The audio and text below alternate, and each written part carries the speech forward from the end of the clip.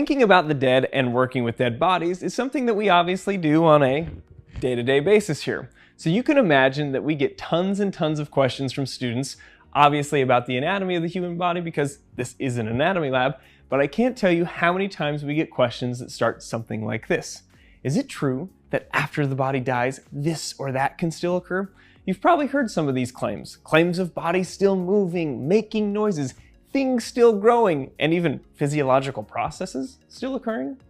So in this video, we feel anatomically obligated to start a series on the most common myths that we hear about bodies after they die. And before we jump into it, I want to mention one last thing.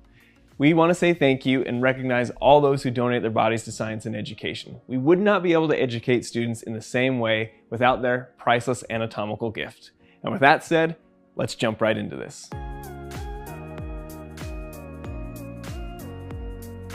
Myth number 1, hair and nails continue to grow after death. Let's just jump right into this one with one of our skin dissections that we have here. So this is a skin dissection from the left side of the head, or in other words, is the left side of the scalp here. And if you look closely, you can definitely see there are hairs still in this portion of the skin. Now, a cool FYI about how bodies are prepared. When body donor programs prep bodies for cadaver labs such as ours, they remove the hair of the head, essentially with clippers, kind of the equivalent of like a buzz cut. And you can see that those hairs remain on this particular dissection. Now, one other cool thing about this dissection is that the body that this came from, we've had since December of 2012. And I can assure you, since that time and right after we even received the body, there was zero hair growth coming from this portion of the body or anywhere else for that matter. So for us to even more fully understand why this is a myth, it helps to understand some basics about how hairs grow.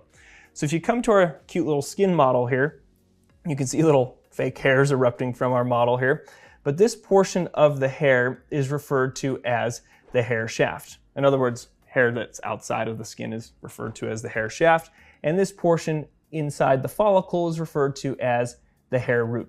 All of us have a pretty good idea that if we pulled that hair or plucked that hair out, we'd have this hollow space or this hollow bag, and that's essentially the follicle, and it would be empty until a new hair grew. But speaking of hair growth, for us to fully appreciate that, we want to go down to the base or the bottom portion of the follicle, and we'll zoom in there. The base of the follicle, or that bottom portion, is referred to as the bulb. And the bulb has some important structures or cell layers that we need to discuss. There's something called the hair matrix, and that is a layer of germinal cells, or in other words, cells that can grow and divide. And as those cells divide, think of one cell copying itself. It pushes a cell up into the follicle, and it's going to make another copy though. So the cell that was first copied here will get pushed up from another copy and pushed up and pushed up and pushed up. And as those cells continue to grow and divide and grow into the follicle, that contributes to the length of the hair, or in other words, we see it as the hair growing outward. There's another structure we have to mention, and this is an indentation or a nipple-like indentation in the bulb, and that is called the papilla of the hair. And inside that papilla are important little structures called capillaries or tiny little blood vessels. Those tiny little blood vessels are essential for the hair matrix or those cells that are dividing because it provides the nutrients for cell division. And if we don't have those nutrients, say what happens when somebody dies and blood flow ceases, hair growth and cell division cannot continue on. And that is again why we don't get hair growth after a body passes away or dies. Now, nails work very similar. If I show you this other cadaver dissection here, you can obviously see the fingernails here. Let me pull that into view here. And here's the main portion of the fingernail. But just underneath the skin, kind of at the base or below here, which we would say proximal to the nail, is the nail root. And even further proximal, a little bit further down here on the screen, you would actually see something called the nail matrix, very similar to the hair matrix. Those nail matrix cells, again, will divide and continue to add length to the nail over time. But again, without a blood supply, those nail matrix cells can't divide and contribute to nail length. So that helps us debunk myth number 1. Myth number 2.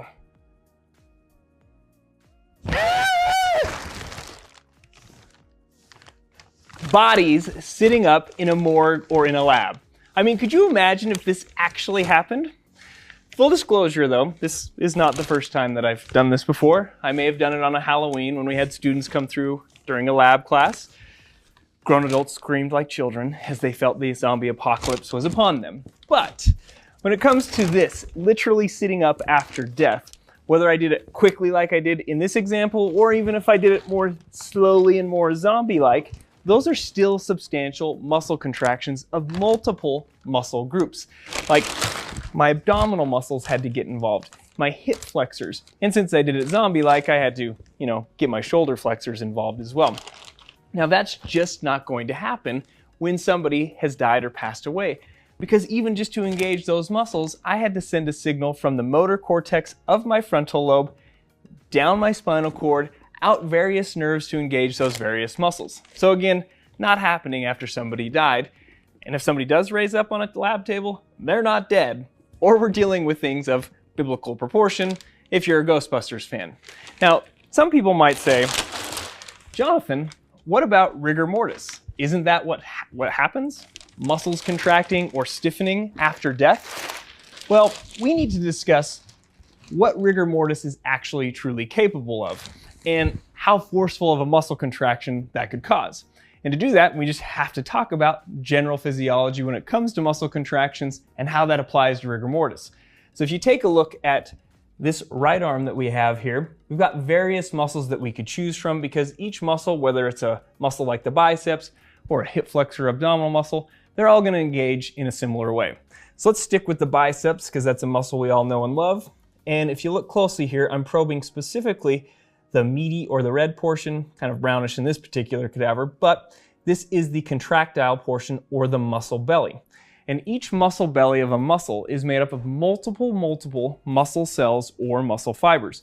And again, if you look closely, you can actually see those fibers in this vertical orientation up and down. And when those fibers contract, it shortens the overall muscle and you move the skeleton. Now to fully even more understand that or understand rigor mortis and how these truly work, we're going to have to go even a little bit deeper and look at this at the microscopic level and zoom in and zoom in and zoom in. So to do that, we're going to go on a little magic school bus ride and head to the whiteboard. So to the whiteboard. Welcome to our rendition of a sarcomere. Now, what in the world is a sarcomere? Well, remember, we went on a little magic school bus journey to the inside of a muscle cell or muscle fiber. And as you saw in the cadaver, muscle cells are these string-like cells, relatively long compared to other cells, that have these sarcomeres inside of them. These are the functional unit of contraction of a muscle cell. And there are multiple sarcomeres inside each muscle cell stacked end to end to end. And this is just one. So imagine them connected at these end portions, end to end to end, throughout the length of the muscle cell. Now, for us to fully understand muscle contraction and therefore rigor mortis, we got to talk about these red structures and green and blue structures as well. The red is referred to as the thick filament. And the thick filament is made up of a protein called myosin. One myosin protein or molecule kind of looks like a golf club. So the head of the golf club would be referred to as what we call a myosin head, where you'd actually hit the ball of the golf club. And then the shaft of the golf club would be the myosin tail. So kind of think of a bundle of golf clubs just stacked together right here. Now, the green is referred to as the thin filament. And the thin filament is made up of a protein called actin. And each little circle or ball there is an actin molecule or actin protein. And you can kind of see they're bound together and kind of twisted in on themselves. Myosin and actin love each other and they want to bind together. But I joke around with students and often say, well, we've got this other protein complex that I nickname the protective parents, and it's truly made up of two proteins called troponin and tropomyosin, often referred to as the troponin-tropomyosin complex. And why I call them the protective parents is that it's blocking those binding sites, making it so myosin and actin can't bind together. So this is the relaxed state of a muscle. But if we want to contract a muscle, we send a signal through a motor neuron from the nervous system, and when that signal comes down onto the muscle and says engage, it tells the muscle cell essentially to release calcium from this structure called the sarcoplasmic reticulum. Not the scale, just a little diagram here. But when the calcium is released from that nervous system impulse or that nerve impulse, it floods around the sarcomere and it binds the calcium specifically to TTC. And it binds to it and causes a conformational change or a shape change, just enough for it to move out of the way so myosin and actin can bind together. And if you think of all these myosin heads kind of coming down, they would bind to actin, and as soon as they bind, they ratchet.